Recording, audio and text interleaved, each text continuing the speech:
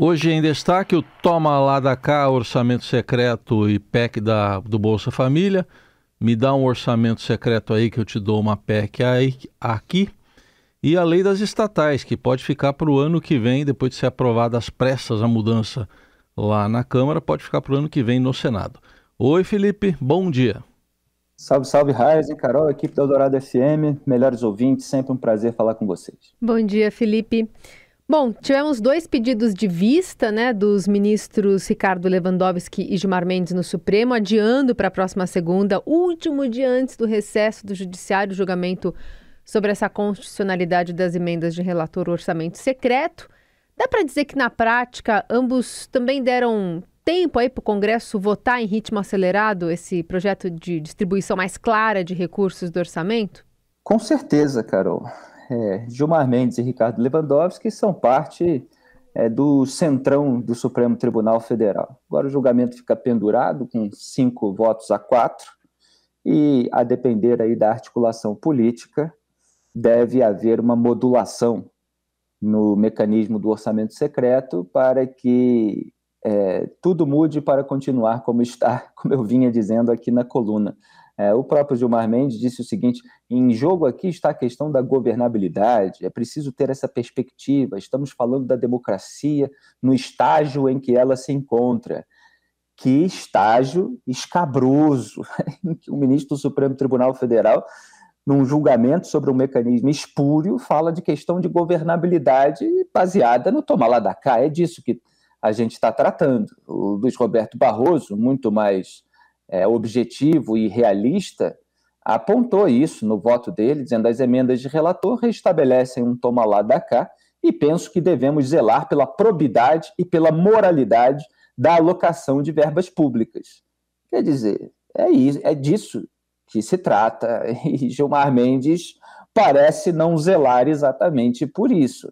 Então foram sinais ali dele e do Ricardo Lewandowski de que poderia haver esse tempo, já que o Lewandowski pediu para continuar o voto na próxima sessão, para que o Congresso faça essa resolução de modo a estabelecer novos critérios, dando um pouco mais de transparência, tornando algo aceitável um mecanismo que é absolutamente inaceitável. O que vai ocorrer é uma maquiagem para que tudo isso continue dando poder ao Arthur Lira na distribuição de verbas para os parlamentares. Então, assim, é lamentável que um julgamento da mais alta corte do Poder Judiciário seja definido por razões políticas e seja interrompido para que se dê tempo de se fazer todas as articulações a partir das quais os ministros decidirão o seu voto. Você vai ter o julgamento retomado na segunda-feira às 10 da manhã e depois você vai ter a sessão no Congresso sobre a PEC, né, que está prevista para terça-feira. Então, num dia sai o julgamento do orçamento secreto, no outro sai a PEC, e a gente sabe que uma coisa depende da outra, porque não é tudo sobre os pobres, como os políticos gostam de dizer para justificar tudo aquilo que eles estão fazendo. É tudo sobre privilégios deles. Eles querem ali o toma lá da cá. Então, essa PEC da transição, também chamada PEC do estouro, a PEC do precipício, depende aí de algumas concessões a serem feitas aos políticos para votar conforme o interesse do governo eleito. E o mecanismo do orçamento secreto faz parte desse pacote que inclui também ministérios, informações de que o Arthur Lira, mesmo que negue, esteja pleiteando aí um ministério, provavelmente Minas e Energia, para o seu aliado Elmar Nascimento, que é o relator, inclusive, na Câmara, né, o líder do União Brasil na Câmara dos Deputados, que ele esteja pleiteando também um bom posto, possivelmente em alguma empresa pública, para Margarete Coelho, do seu PP lá do Piauí, que foi a relatora do projeto de mudança da lei das estatais. Então é isso que está sendo negociado nas sombras da República, com a complacência de vários ministros do STF. Mas, pelo menos, Rosa Weber se salvou, Edson Fachin, Barroso, como eu disse, Luiz Fux e Carmen Lúcia. O resto é André Mendonça e Cássio Nunes Marques, são os dois colocados ali pelo Jair Bolsonaro.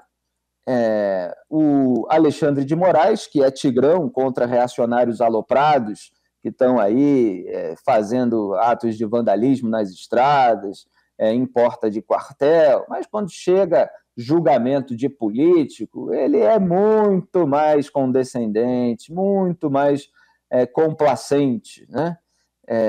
E também o Dias Toffoli, que, enfim, é quem é. Esse aí não precisa nem de apresentação. Bom, você citou aí de passagem, então vamos entrar um pouco mais nessa questão da lei das estatais. Ontem o presidente do Senado, Rodrigo Pacheco, indicou que pode ficar para o ano que vem essa discussão do afrouxamento dessa quarentena de 3 anos para apenas 30 dias. E agora há pouco, Felipe, a gente entrevistou aqui o senador Alessandro Vieira, que propõe um meio termo, uma solução aí de 6 meses de quarentena. Enfim, que caminho você acha que vai tomar isso lá no Senado?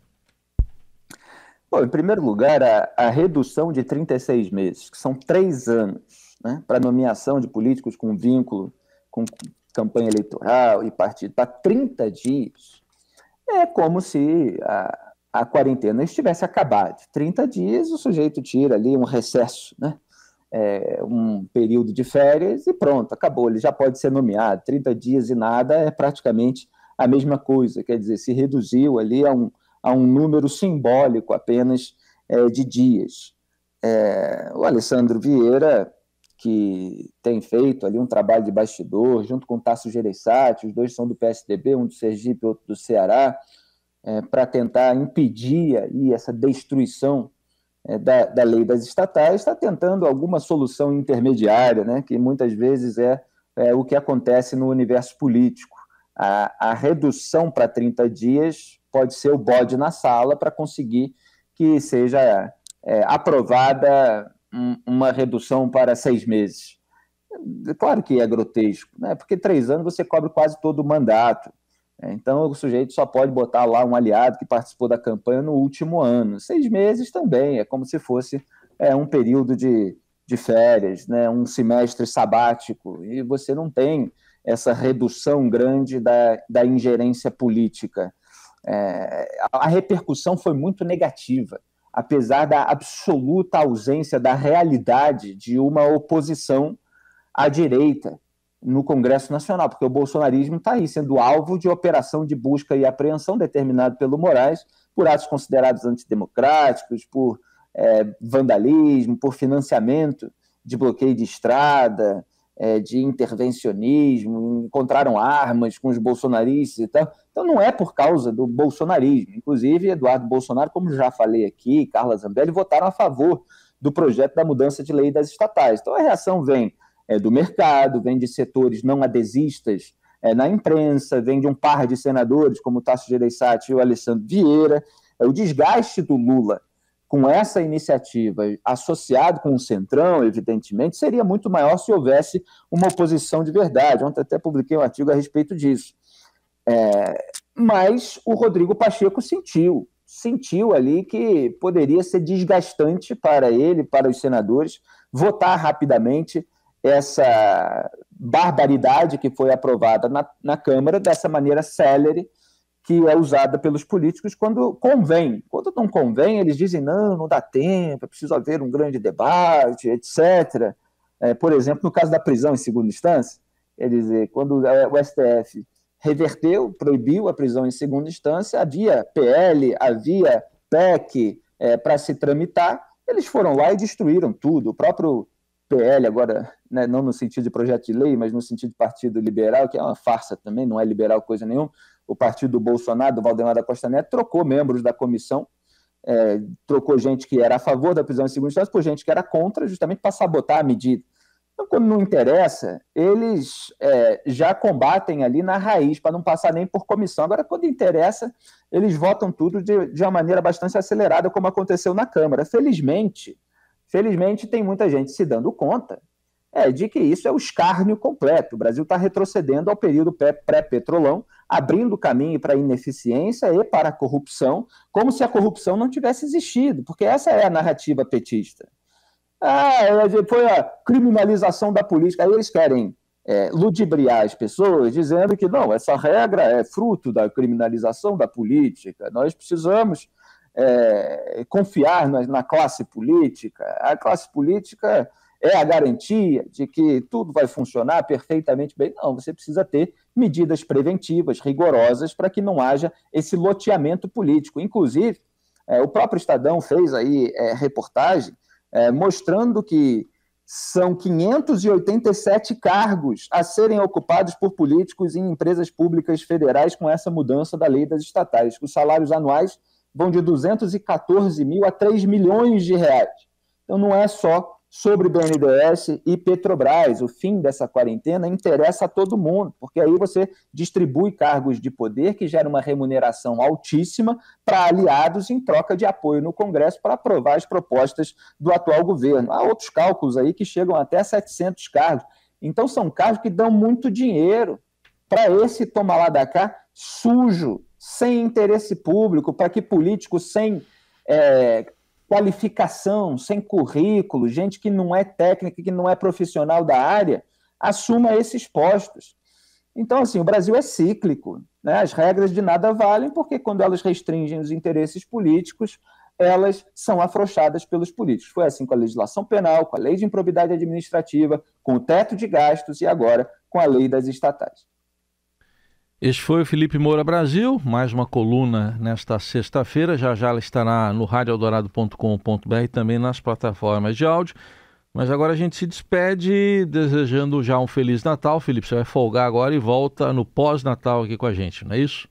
Exatamente. Semana que vem eu estou nesse recesso da nossa escala de fim de ano, mas na outra segunda pós-Natal, antes ainda do Réveillon, estarei de volta. Feliz Natal a todos vocês. Eu tenho muita alegria em participar do Jornal Eldorado, da Eldorado FM, com Raizen, com Carol, a grande Laís, que está aí nos bastidores sempre ajudando, o craque Emanuel, muito generoso. Bom Natal para todos vocês. Foi um ano excelente que a gente pôde refletir sobre o país aqui todas as manhãs. Grande abraço. Valeu. Tchau. Obrigada.